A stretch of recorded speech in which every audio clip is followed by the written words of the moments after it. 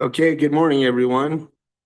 I'd like to open this Polk County Board of Commissioners meeting. It's February 11th at 9 o'clock. All commissioners are present. And next announcements are on the table. First thing up is comments for not on this agenda. Does anybody like to address board for with comments not on this agenda?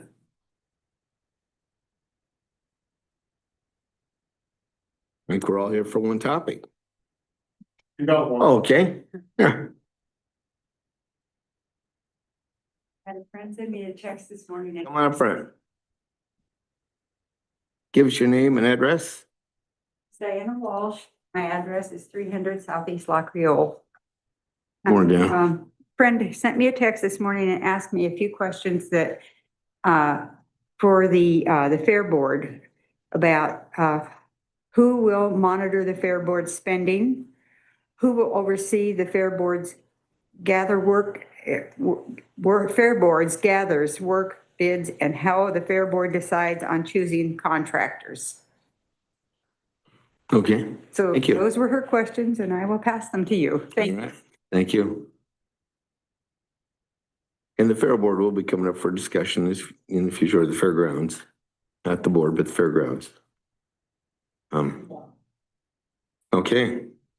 Next up is approval of agenda. So moved. Second. So moved and seconded. All those in favor, please say aye. Aye. Aye. Motion passes. Approval of the minutes from February 4th, 2026. So moved. Second. Moved and seconded. All those in favor, please say aye. Aye. Aye. Motion passes unanimous. And that brings us to Length of Service Awards. Mr. Matt Hawkins. Good morning, Mr. Chair, members of the board. We're here this morning to recognize 3 employees, but we're going to start with the one who is able to make it here today. So we would first like to recognize for 10 years of service up in our assessor's office, Becky Zwimke. Come on, Becky.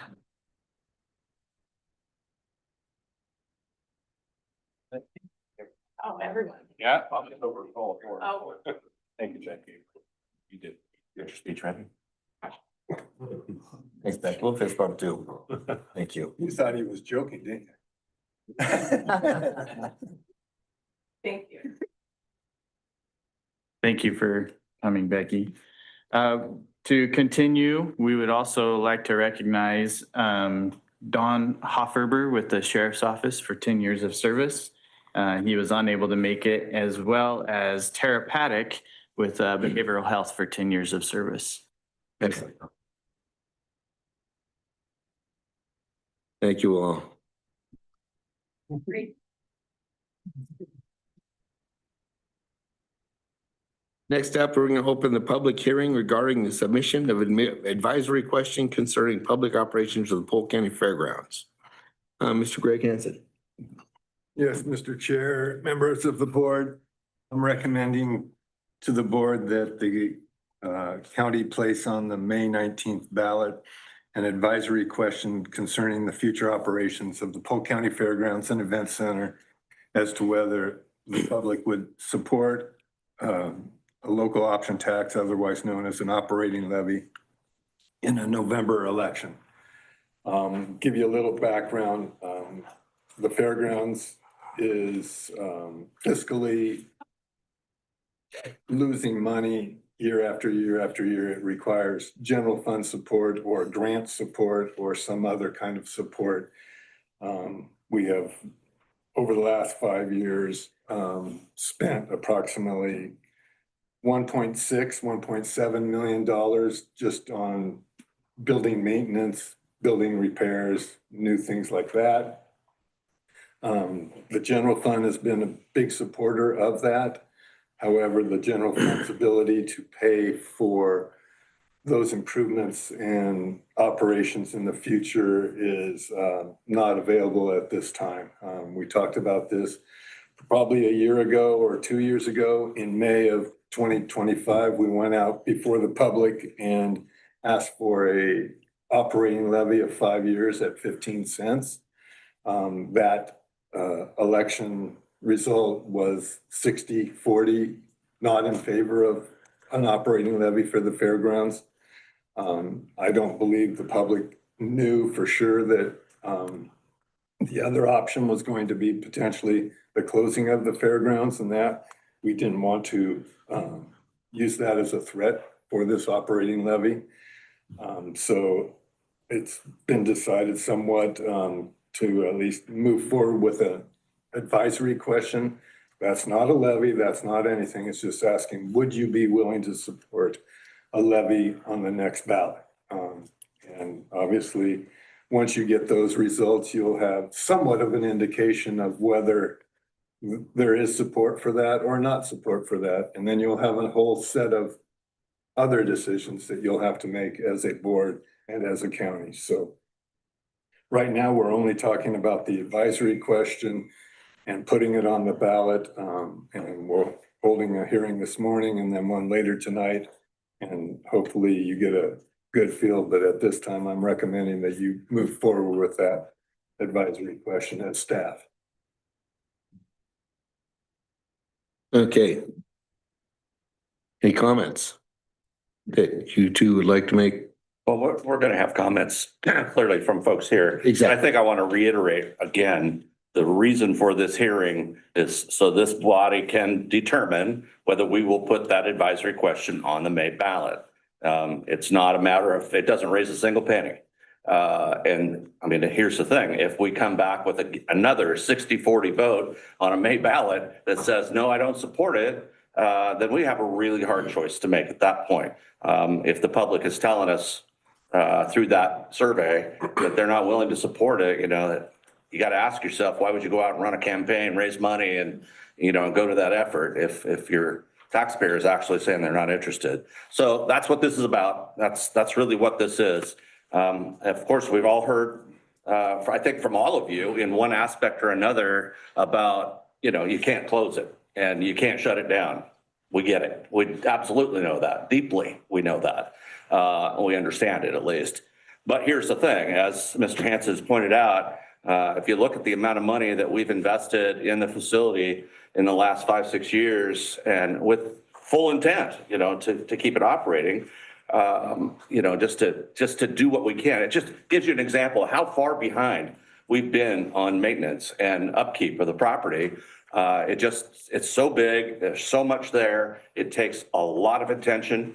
We all know, you know, when you need to put a roof on a house, you don't get to defer that very long, or you have rain in your bedroom. So at some point you have to pull the trigger on those things to make sure that you're at least covering the minimums. I'm very hopeful that we can put the right message together in November when we should have a very good voter turnout.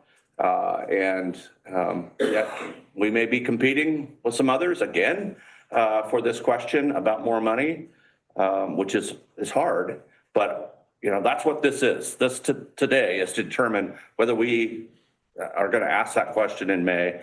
This is a part of a process that we're required to go through to put something on the ballot. So I just want to make sure that's clear to everybody.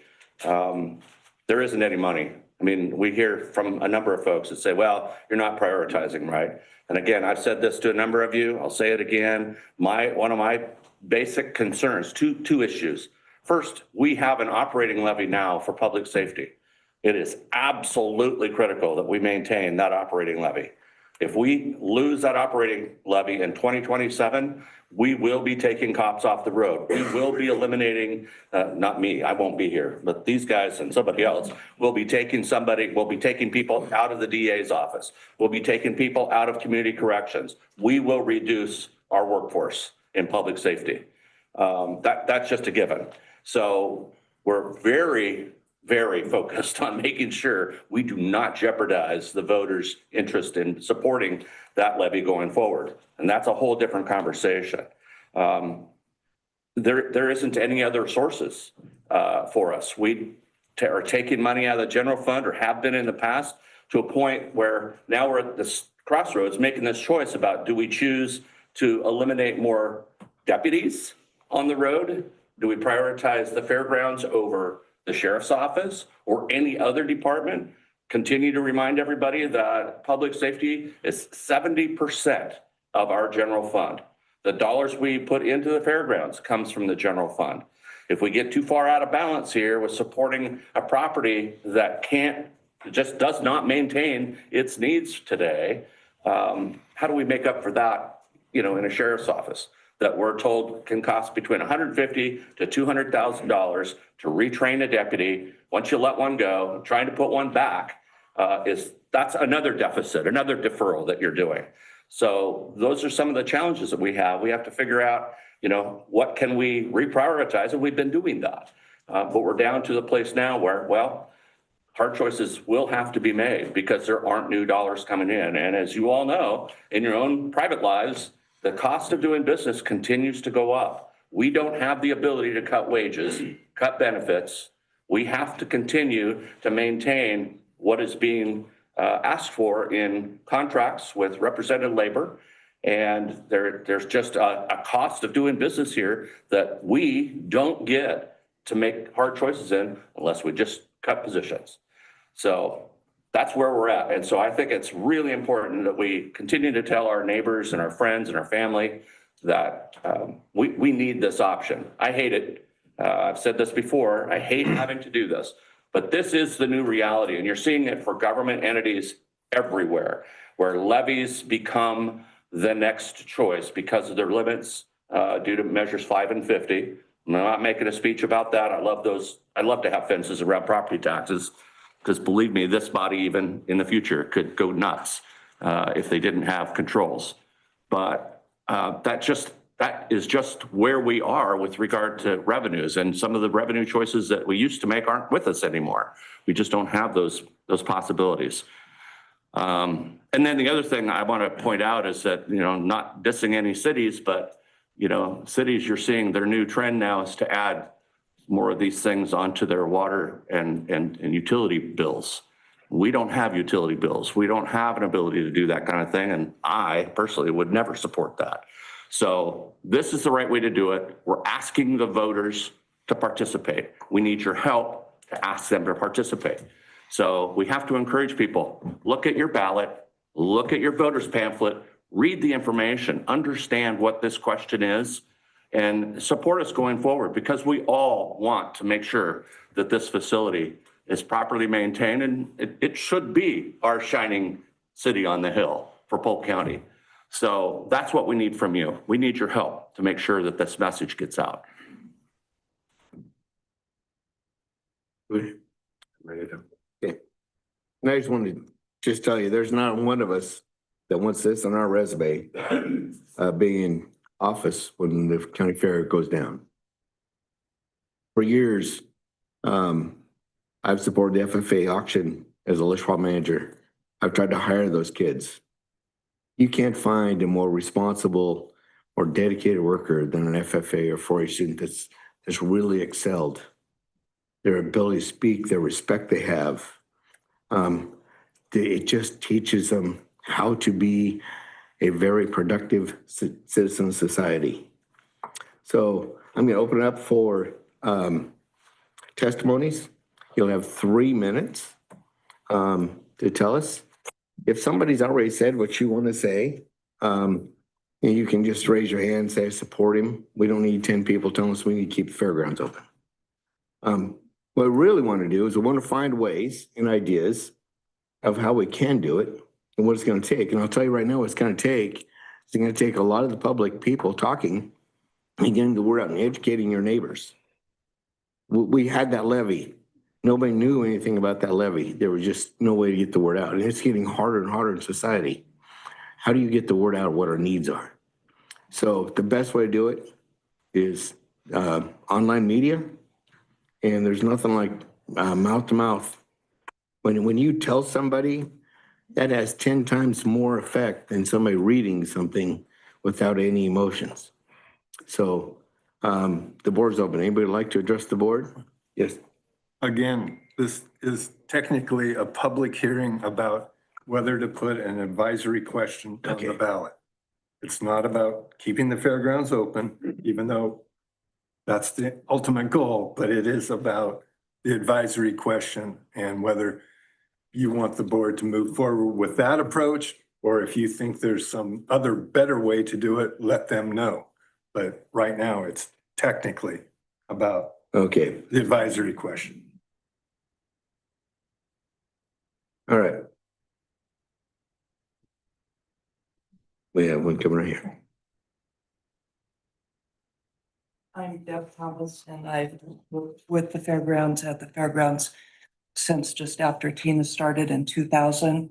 I manage the Polk Flea Market. I've also done home and garden shows and antique shows there. And I would say that the whole time I've been there, that I've never seen anything but great stewardship of the money. Tina's worked, devoted her whole entire career to finding ways to keep the fairgrounds open, have it be the best it can be, and not overstretch resources or bite off more than they could chew, basically. I have a message. I agree with putting the survey on the May ballot as a means to gather information about how we can run a campaign or how we need to go to the voters to convince them. You know, there's months between May and November. And I think there's plenty of time to market, run a campaign and convince the voters that that this is one of the most valuable parts of Polk County. Our flea market and our flea market family will do everything in our power, social media and whatever it takes to help with this effort. And I have a message from one of the vendors that speaks to the fact that everyone in every event and the fair, everyone has a story, a personal story about the fairgrounds and how it's impacted their lives. And this person is Merle Laughlin. His parents started selling produce at the fairgrounds long before Tina or I were involved, okay? And this is his heartfelt plea well, anyway, I'll just go ahead. Thank you for taking time to read my letter, as I am unable to attend either meeting today, and it means a lot to me to be sure I am able to be heard for not only me, but for the community. Rick Rial Flea Market has been a part of my family's lives for over 40 years now. We moved to Oregon and we were struggling somewhat, and a friend of my dad's mentioned possibly being able to find affordable prices on items we could use there, and also an opportunity to possibly become a vendor to help our family be able to have a little more income. Both of which we did find, and so much more we never knew that we would benefit from.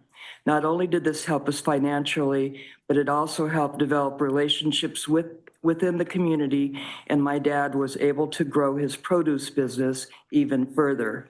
A lot of vendors at the flea market became as close as family, and even though my dad and my mother have since passed, we continue our friendships till this day, and our children and grandchildren have been born and have grown up knowing them as family, and also have the sense of security that comes along with being a part of the flea market community, being a part of something that helps others, brings joy, and helps make so many connections is just one of many rewards we have gained along the way. The idea of the flea market no longer being here for our community brings a sadness that I wish upon no one. By continuing, it allows bonds to be made, financial help in times of need, teaches lessons that we all carry on throughout life, such as learning how businesses are ran, seeing multiple levels of craftsmanship, developing relationships with others, and most of all gives a sense of hope to those who need it most. With the added bonus of all the fun treasures we find along the way, one more minute, there's nowhere that compares to all the benefits of being a part of the Polk County Flea Market. It truly would be a devastating loss on so many levels and hearts and families if it were not to continue.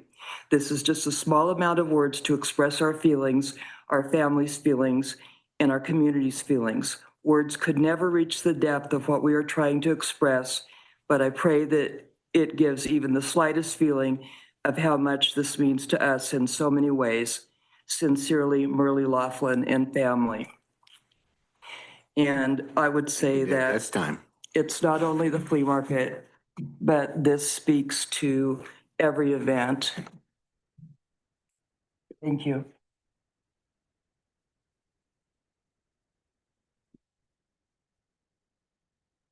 Hi, my name is Crystal Firestone, and I support having the advisory question. I think it's important, but I would like, I don't know if this is the correct venue to answer this question or if on the in the advisory question, more information can be added, but I felt like there was just a lack of information, at least in the public notice. So I'm not sure exactly what the advisory question will look like, but I would like to see, I could see the rate at which the levy would be charged, but it didn't look like there was any estimates of how much money that would draw in over those 5 years. So if possible, it would be helpful to have that information, at least for myself as a voter, to answer that question. Thank you. Point of order, Mr. Chair. I'm going to ask Crystal, can you give us at least your town, your address? We're supposed to have an address for everybody. So I know Deb Thomas is Independence, but. Yeah, I live in Dallas. Who else? Yes. Cheers.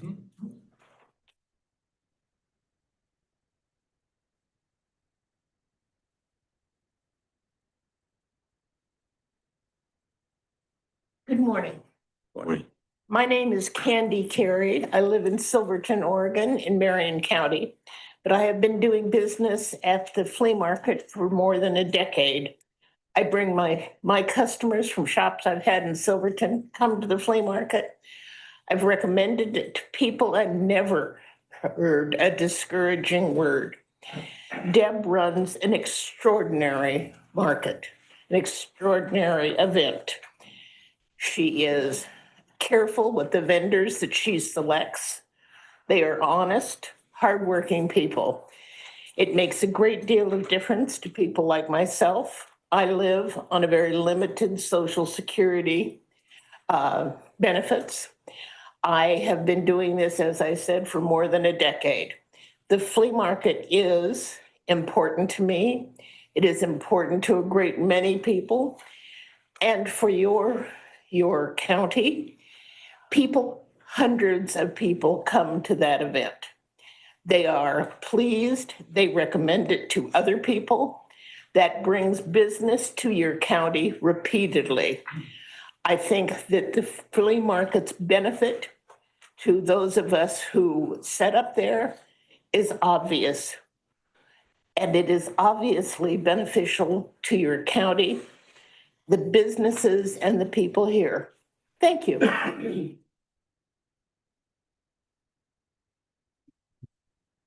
Gentleman in the back. Standing up sometimes is thrill.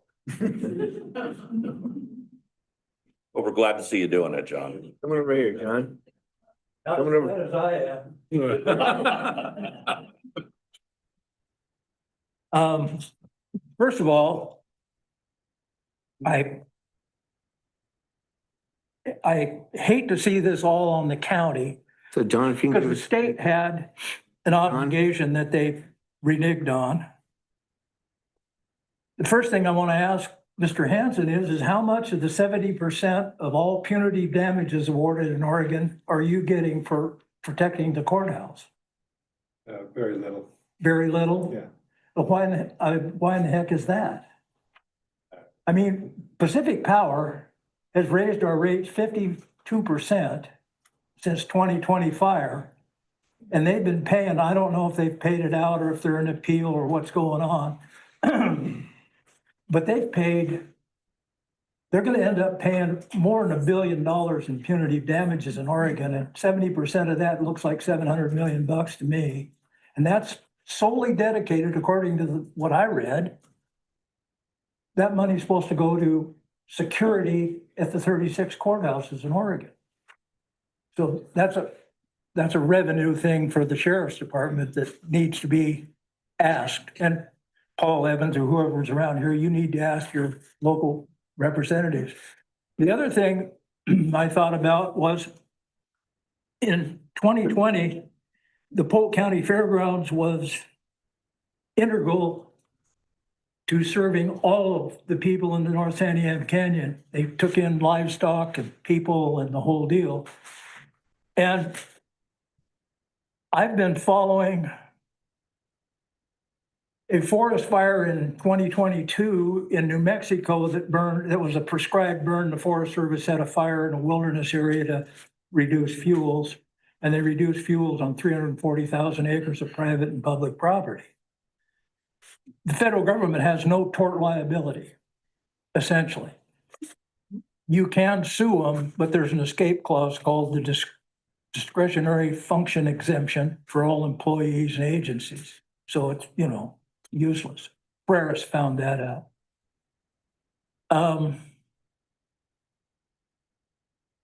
The whole deal is FEMA was given well, first of all, Congress took a bill from a freshman congressman, Pelosi was the speaker in 2022 still, to pay $3.495 billion to the victims of this fire.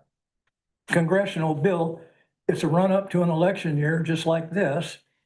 And it passed with a voice vote in the House. She sent it to committee, do pass, voice vote, went to the Schumer Senate, passed with a voice vote, and $395 billion to an undetermined number of victims.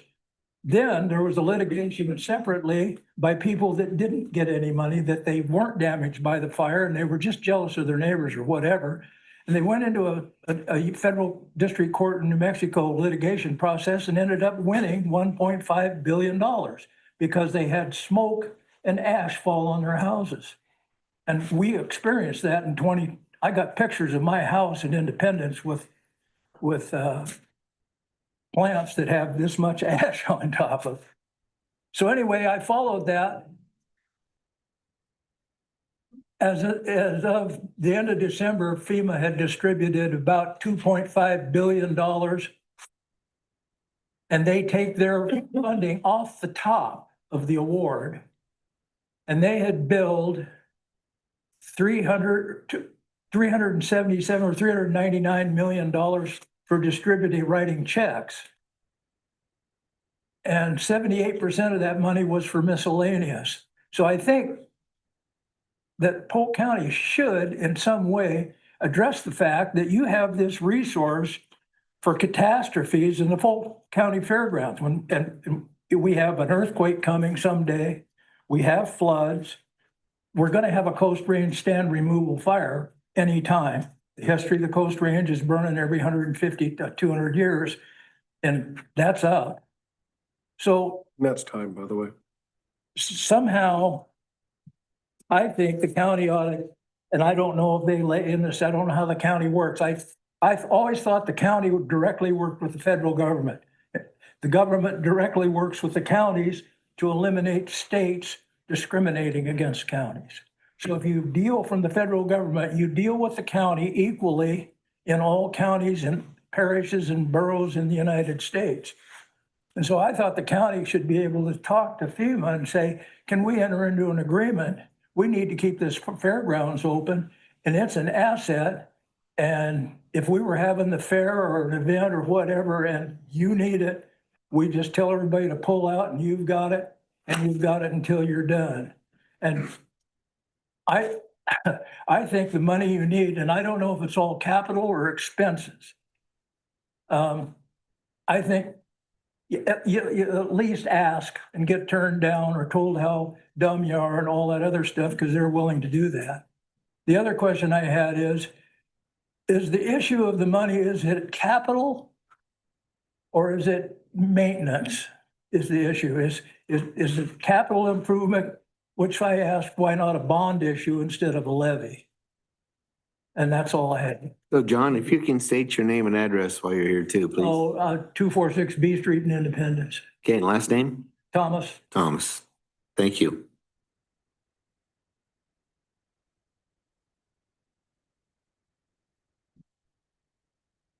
My name is Mark Adams, and I reside in West Salem. And first, let me thank the board and your staff for reaching out to the public a lot of communities would not have that respect. And you guys have got your ear to the ground, and I appreciate that. I've been to numerous meetings about this, and again here today. A couple of questions real quick for Greg. Greg, if the public sector were to raise funds for deferred maintenance, would there be enough money in the budget to maintain operations? At this time for the general fund, no. Okay, In the future, I can't answer that. so they're both high quality needs and there's not one that's prioritized over the other. The general fund has reduced its operating contingency by almost 1.7 million in the last 2 years. Right, yeah, cost of living and everything goes up and that's understood completely. And revenues from the state and feds go down. Okay, and I'm in favor of your putting this on the ballot. My only concern is, and I'm sure you'll do it, is make sure the wording is very clear and concise, that people know what they're saying yay or nay for. I think you're gonna, see the public like you do today, another full room, like we had at the fairgrounds on Saturday. And I think people are very receptive to the idea of coming together as a community. So I just wanted to be here in support of what you're doing. I'm gonna say thumbs up, keep it going, and thanks again for listening to the community. Thank you, Mark. Yes, sir. While he's coming up, I want to inject the element to Mark's question specifically about information. You may not know this, but when we were out for the last ask, we didn't have a voter's pamphlet. So we didn't have a way to communicate the numbers, the details, and so forth. And that all had to be done through media, social media, and road signs. That's a poor way to run a campaign. So it's very important that we have the full page of description or more about why we're asking the question in May. And then eventually, if we go to November, same thing, voter's pamphlet, and we get that information in there. So folks know those details, how much we're talking about, because that very well could have been part of the challenge. People could have been just looking at that and going, no, another BS tax. They won't even tell me what they're spending it on. So sorry to take jump in front of you, but I wanted to answer that. Yeah, my name is David Collins. I live in Monmouth.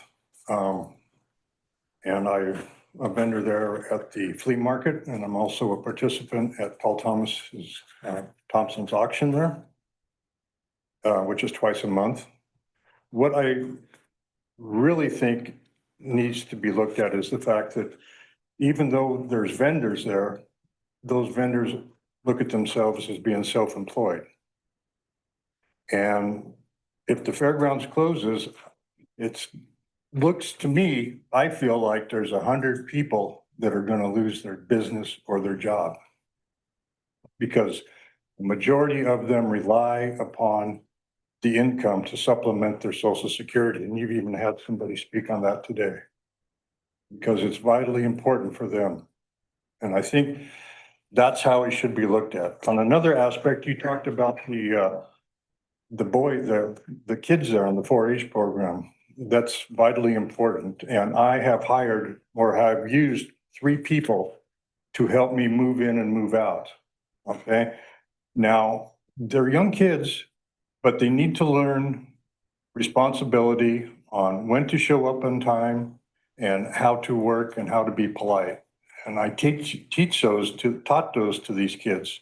And all 3 of those kids have ended up finding jobs because of that. And right now I have a recovering addict that's helping to do this. And we're teaching him the same thing, responsibility to get him back into society. And I guess my final statement is, I have seen 2 other fairgrounds expand and just explode economically in the area. I'm talking to Shutes County Fairgrounds and Lynn County Fairgrounds. The improvements that they've made and the move that they made have drastically increased the economic development around the area, which there's a lot of room for that there. Thank you for your time. Thank you. Yes, sir.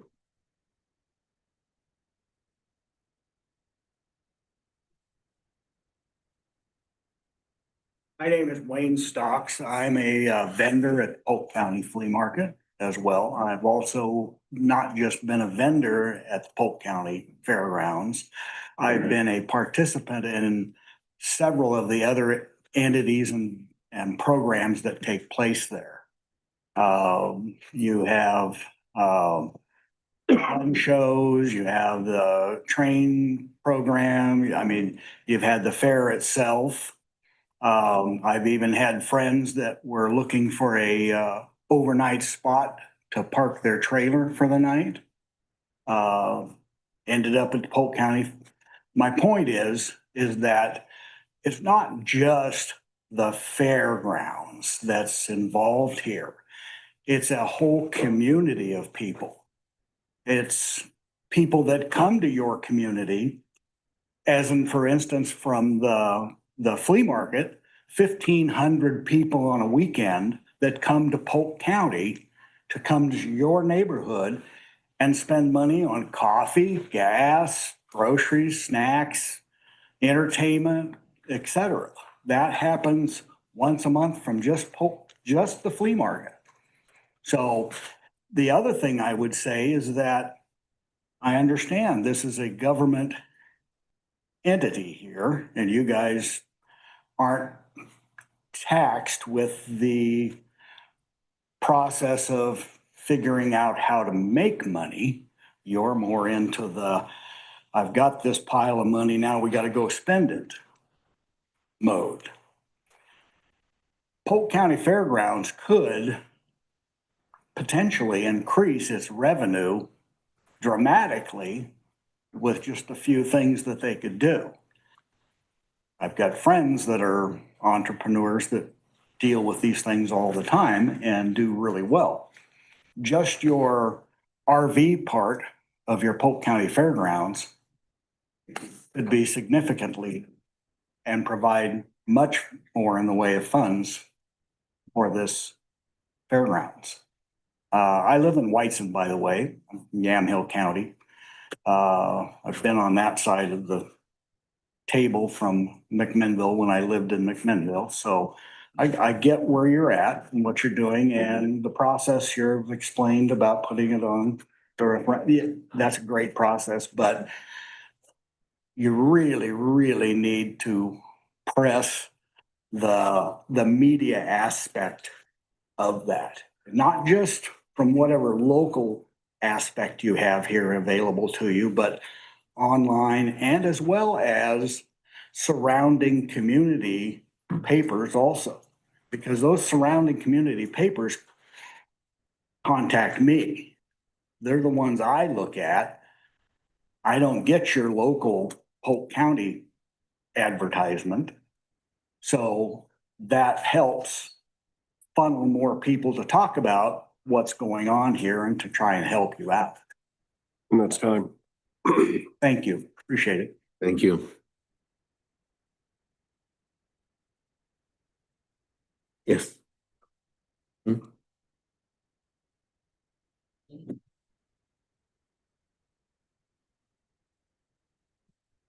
My name is Deb Dar and I live in Fall City. And I have a list of some of the events that take place at Polk County that a lot of people are unaware of. So can I give that to you, Mr. Polk? Actually, Nicole. Oh, I'm sorry. Okay.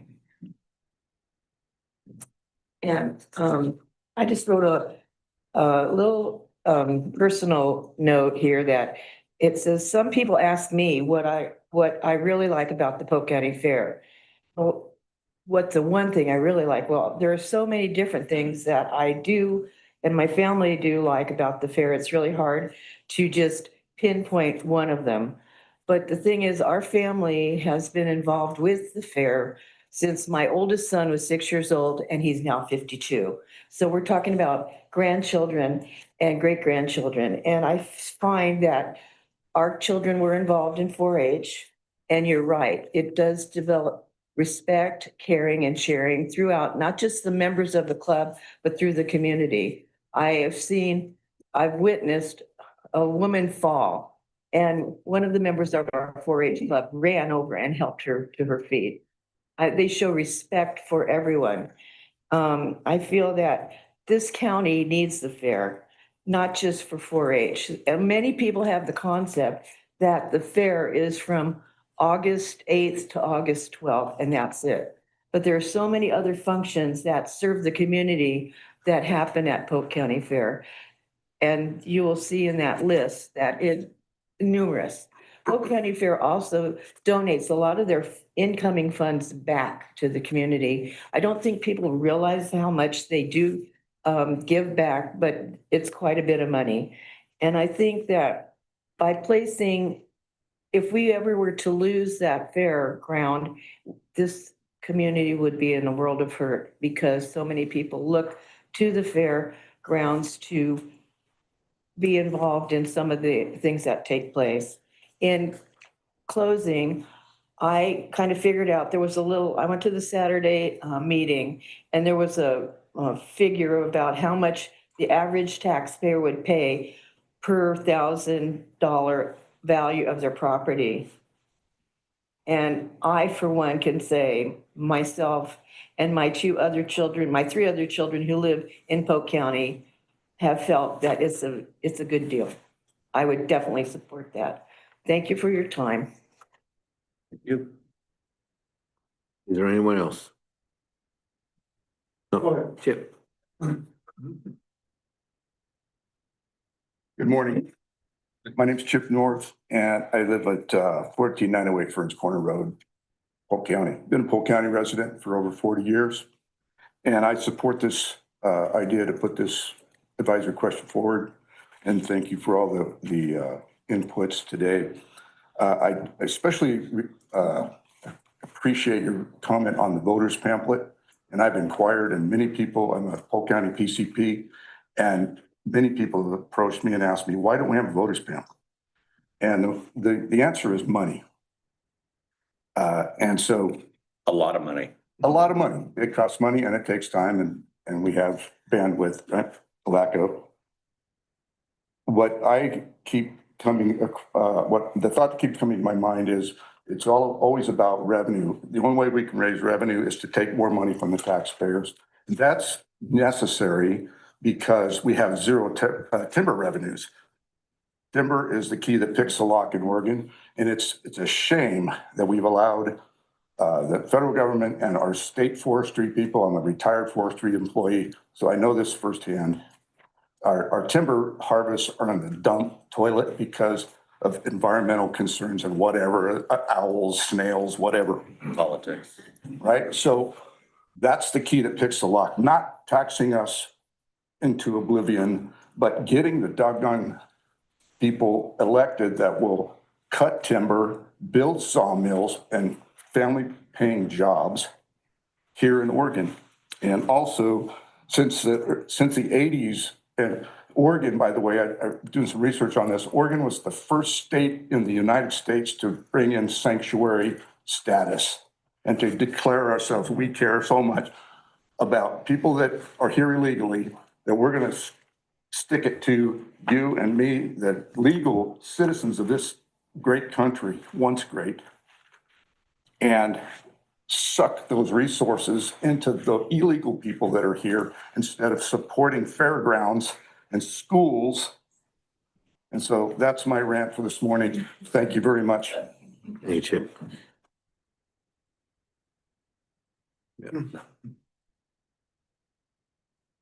David Rack. I'm actually from Jefferson. I've been coming to Polk County Fair for, oh my God, since I was just a little guy. I come out every year, volunteer at the fairgrounds since, oh geez, I don't know, 10 years now. I don't think the community realizes how much volunteer time we give there. I'd say on average in 4 days at that fair, I probably put 40 hours in. Get up 7 o'clock in the morning, go to bed at 2 o'clock in the evening, and essentially for free. I mean, I bring my trailer, you guys pay for my power for my trailer, but other than that, I'm not making nothing on it. And I don't think the community realizes how much of that happens. If I lived in the county, I'd be for the levy. And not being in the county, if that's what it's gonna be, I'd pay my share. Because obviously in Marion County, I can't choose where my taxpayer money goes, so I can't give it to you guys, or I would, because I've never even had a Polk County address, and I've been doing this for over 20 years. So I hope that you guys get the support you need. And the biggest thing I saw from Saturday is showing who, what, when, where the money's gonna go. That was everybody's biggest concern I heard sitting in the crowd. So, thank you. Thank you. We could use your help in the future. Right. I said earlier. My name's Stacy Tarver. I live off of Rogers Road, longtime Polk County resident. And then I am part of the 4-H program, have been basically born into 4-H and born into our Polk County Fairgrounds. My daughter is now old enough to show in 4-H, and this is her first year that she's going to be able to do Animal Project. And she is ecstatic, but now she's also very worried. And she told me that she would give all of her money if she could, because she wants to be able to show her cows. Try not to be emotional this morning.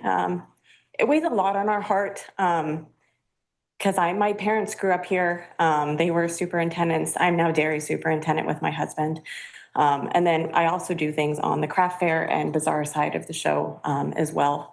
So it provides an income for my family. It allows my kids to go to a private school. So it would hit me financially as well. But then just our 4-H program would really have nowhere else to go and be able to show animals and actually to be collaborate together. And it would really hurt the kids of our county financially. A lot of these kids, that's how they go off to college. But then as well as it was said, keeping our kids grounded and well-rounded individuals in our county, giving them something to do, staying away from other things that they could do that might not be so good. I am also for this levy, only because I feel that that is our kind of last resource and the only resource that we're going to have here to try to push it on. For some reason it doesn't go through. I hope there's some other way that we can rally together to keep it going. Maybe if it's only year by year. My kids really need this and our family does too. Thank you. Yes, sir. My name is Jerry Aguinaga, and I live here in Polk County on Teal Creek Road here in Dallas. And I am a retired carpenter superintendent, and I ran projects like you guys are going to do. A lot of bond projects, a lot of schools.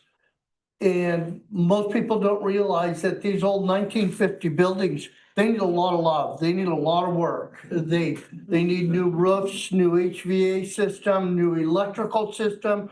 And the switch gear for the last school I did in Corvallis, we ordered it 2 years ahead. And because of shipping and COVID and everything, we couldn't get it. But yeah, I do go to different events there. I'm part of the Rock Club that has their shows there. We go to the swap meet, the Master Gardeners. It's a very important place and we need to keep it going. Thank you. Thank you.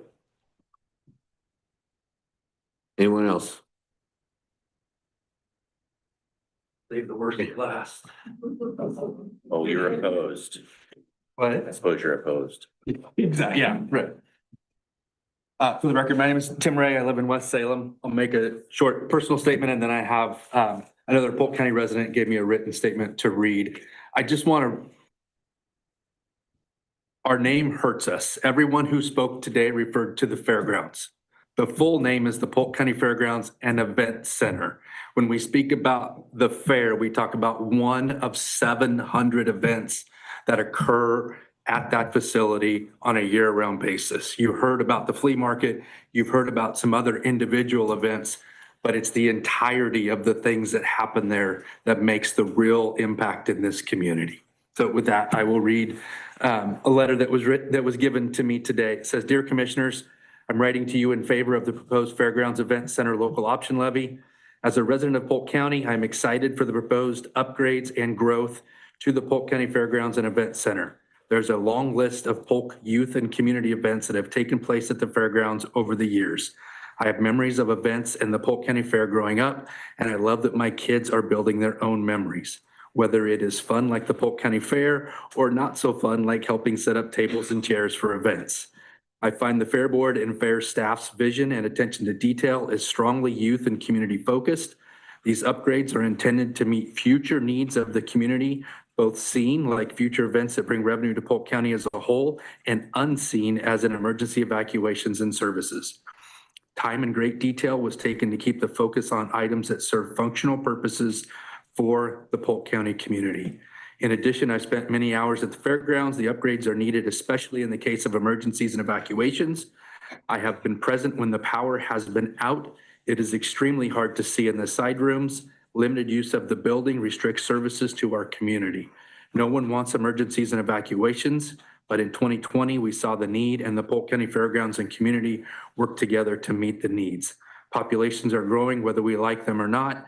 We need to make sure we have the services in place for Polk County to best serve the community. Polk County needs to have an emergency center such as the fairgrounds in times of need. And that is submitted by Matt Califf, Polk County resident. Thank you. Tim, Yes.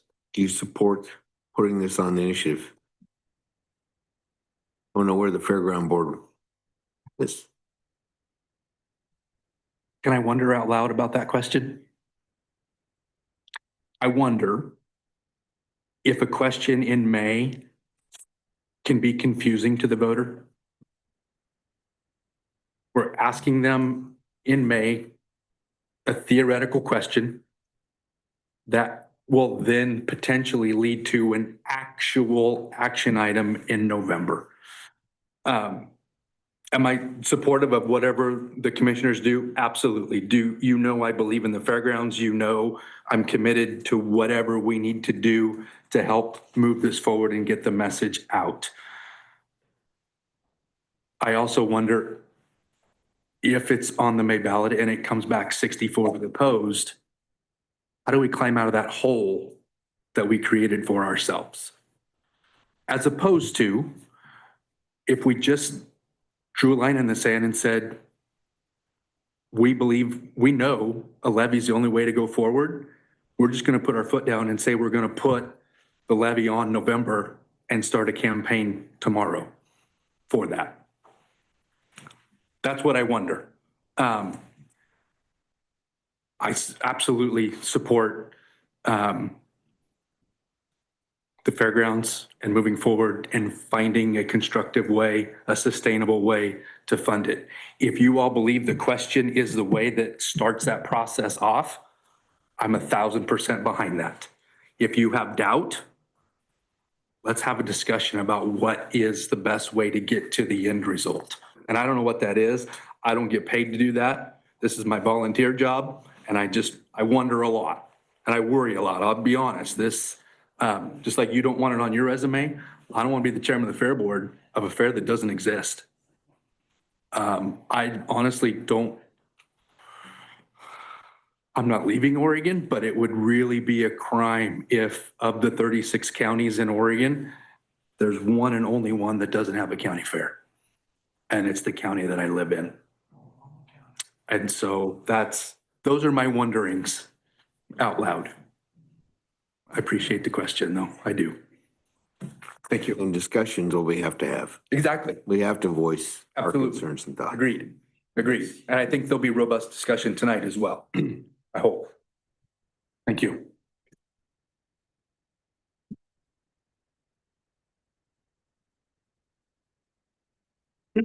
My name is Kelly Tynan. I live in Monmouth, on Edwards Road. And I agree with Tim that I fear asking a question in May is going to be too confusing for voters. Because if we do vote yes, they're going to think that the issue is settled. And if they vote no, but we still want to put it in November, we're asking them twice. Based on, I've posted to social media as myself and on behalf of my company, Oregon Hearth and Home Events, that has done the home show at the fair the last 2 years. And based on people's, questions and answers on the comments that they've made on those social media posts, there's a lot of misinformation out there. There is a lot of education that needs to happen.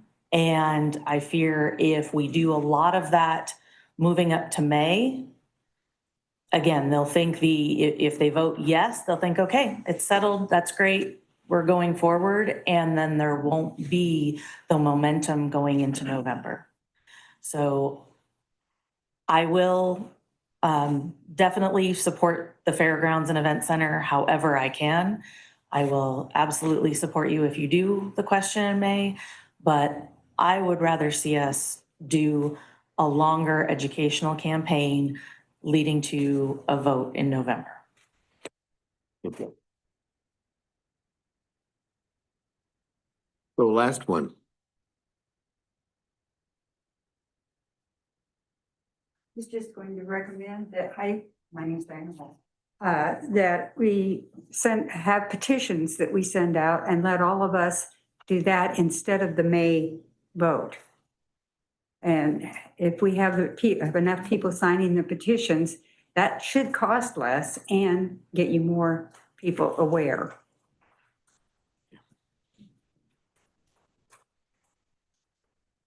Okay, I'm going to suspend this until this evening. Do you have a need for an executive session? No, sir. No. Okay. Chair, I'm just wondering if we can make sure folks know that there is the public hearing is extended to tonight at 6 p.m. So please let folks know. And I also just want to take a moment to thank all of you for being here today. You could be doing a lot of things today, and you decided to spend it with us. And I want to extend that thanks also to the 200 plus people who came out to the fairgrounds on Saturday. This is the beginning of the discussion. We're going to continue the public hearing tonight. And then final decision, Greg, if I'm correct, is the 25th for a resolution? Yeah, we need a final decision from the board if you choose to go forward with the advisory question by the 25th, so I can turn it into the clerk by the 27th, so I can finish the process in that. There were a couple of questions within this hearing. There is not a lot of information in the ballot title, in the ballot question. I am limited to 175 words in the summary, and it's supposed to be on point for what we're asking, which is an advisory question. It's not about the levy. If that occurred in November, we would have a whole different set of exhibits and explanations and facts, which would tell you how much money we would raise and all that. In this advisory question, there is just an estimate of 13 to 10 cents. That can be changed anytime by the board in their final decision, and that as an exhibit. Just for your own edification, every penny will raise about $85,000. So 10,000 or a 10-cent levy would generate about $850,000. That's the easiest number to deal with, but there has been no set number on a levy. There hasn't been no decision to go out for a levy in November. This is just the advisory question, and explaining it in the advisory question is almost impossible because you have to talk about the question, not about what would occur after you get an answer from the question. So. And I agree with what I heard, that question needs to be very clear if we decide to put an advisory question on the ballot. And if we do so, that the voters pamphlet has all the information needed. But I do think also, because what I'm hearing from folks is we need to communicate the basics of the fiscal reality, the P&L in broad categories. What is the deficit? What do we need to get to? And then I'm also hearing that we need to communicate a bit better as a community about the benefits of the Fairgrounds and Events Center.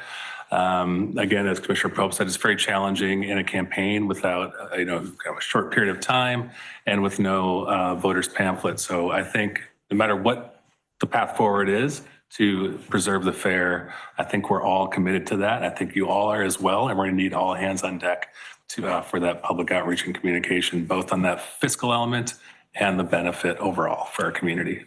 But thank you again for coming. So for one question from Mr. Hanson, the 13 cents, which is the high end, what would that cost the average taxpayer per year?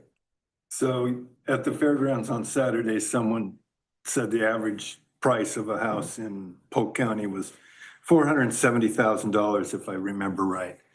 That's market value. That's not assessed value. The average assessed value in Polk County is closer to $300,000. So if you were at 10 cents, that'd be $30 a year added to your property tax.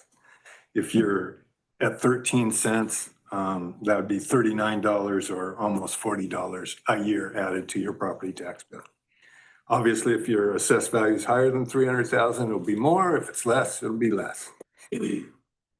That's on the average. So right now, we're gonna recess this meeting until 6 o'clock tonight, right here. And thank you for participation. For the planning on it.